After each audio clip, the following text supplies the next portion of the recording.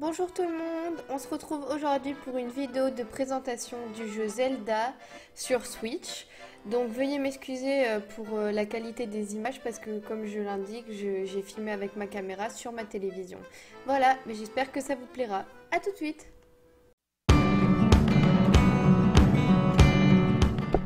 Alors, je démarre cette présentation en vous montrant donc le premier sanctuaire dans lequel vous allez démarrer le jeu. Donc, il s'appelle le sanctuaire de la Renaissance et c'est sur le château du Prélude. Donc, c'est là en fait que vous allez démarrer à vraiment connaître le jeu. Donc, voilà, vous pouvez vous rendre compte par cette vue de l'immensité du jeu, vraiment de la map qui nous est offerte dans ce jeu. C'est vraiment impressionnant. Il y a des heures et des heures de jeu. Alors, je vais vous présenter un petit peu les différents types de paysages que vous pourrez retrouver dans le set opus. Alors, pour pouvoir vous déplacer, en fait, il va falloir que vous vous téléportiez, donc comme vous venez de voir sur la tour. Donc là, on peut voir un paysage donc d'hiver, vraiment avec la neige, les montagnes. Ici, le désert, donc complètement l'opposé.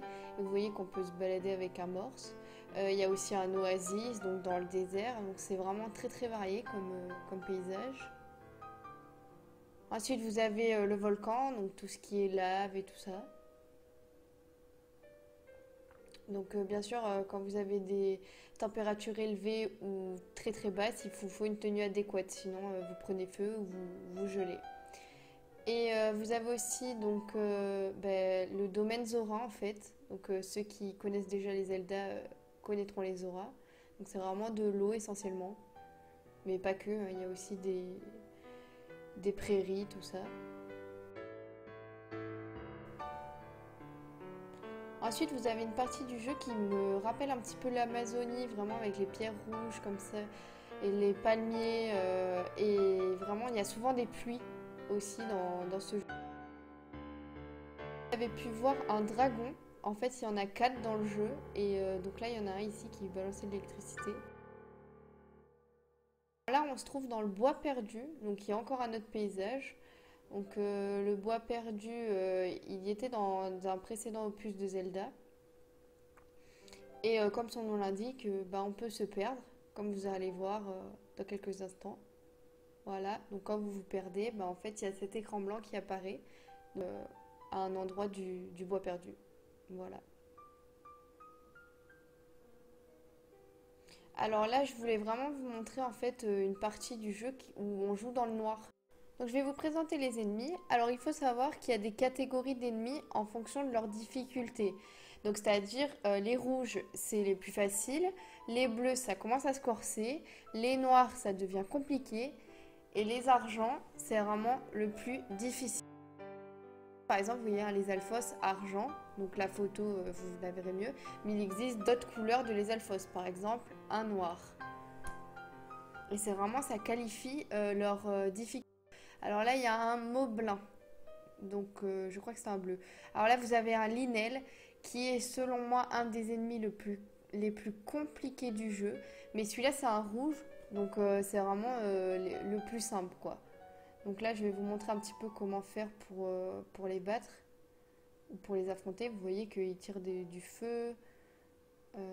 Donc, les Linels argentés, comme je vous ai mis sur la photo, là, c'est vraiment les plus compliqués, les plus difficiles.